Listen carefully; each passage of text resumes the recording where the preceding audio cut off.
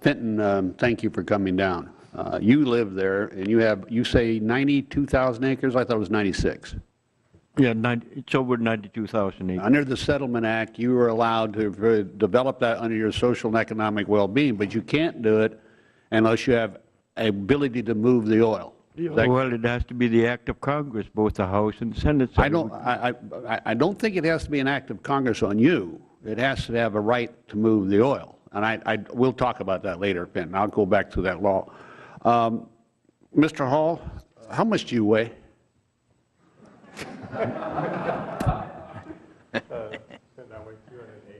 280 pounds. The reason I ask that, I want to stress this again. If Mr. Hall was to pluck one hair, I don't think he has that much on his head. But if he did have it on his head, one hair, that's the size of the 1002 area. That's the size of the 1002 area. That's how much land we're talking about. Mr. Jenkins, have you been to ANWR?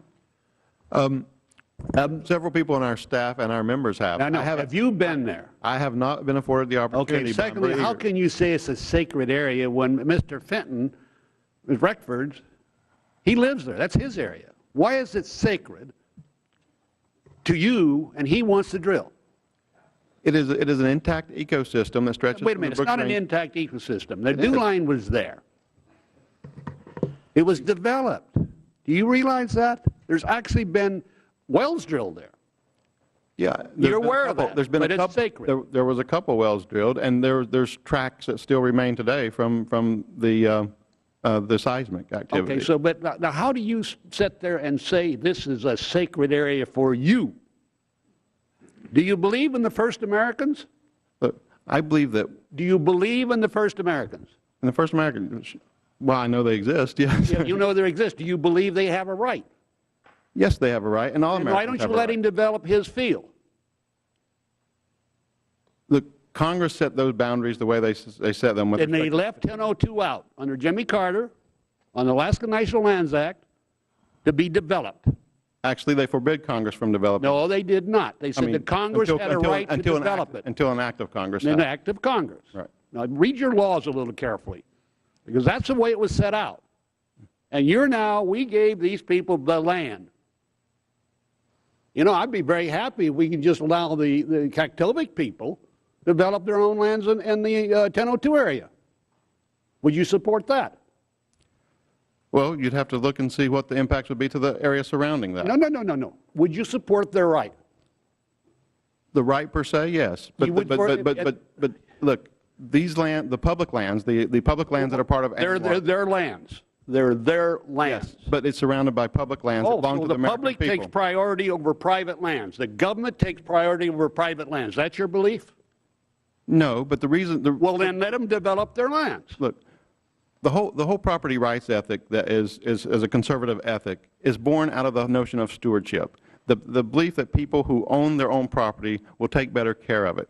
Now, when we're talking about a public estate. Stop. I'm not going to debate you on that. You think the government takes better care of the land by locking it up? Public lands are not locked up. There are some areas they're locked up. You show me where else. Everybody says that 95% of the land in the state of Alaska and the coastal plain is open for drilling. Do you know where the oil is? It's like, I've said this many times, I've been arguing this over the years, you don't hunt rabbits on a pool table just because it's green. And that's what you're saying. What about all the other leases that are on the North Slope that are not developed? The other leases, no, I'm talking, where are the other leases? We want to see what's happening. We can't get anything done because the administration won't issue the permits correctly. And we're talking about ANWR. We're talking about 1002. 2,000 acres of land, the footprint will be that size, period. It'll put Mr. Sharp's people to work. It'll allow Kaktovik to do their job. It'll give Mr. Hall's opportunity to have his son who's in the military right now to finish his education and his kids to go to school and provide a living for his family. And you're sitting in Washington, D.C., you and your friend just made a fortune out of this job. Fortune, he's made a fortune. Yes, I happen to know where you are, Washington, D.C. You're sitting around there not letting those people do as they should. Now, I think you ought to be ashamed of yourself. I think you really should be. I'm not answering you. I'm not asking you a question. Talked about me. Just keep quiet. So I'm just suggesting one thing right up front. Mr. Hall needs that job. Mr. Sharp has to put his people to work. And after all, Mr. Fenton, Mr. Reckford, Opsy should have the right to develop the lands we gave him. With that, my time is up.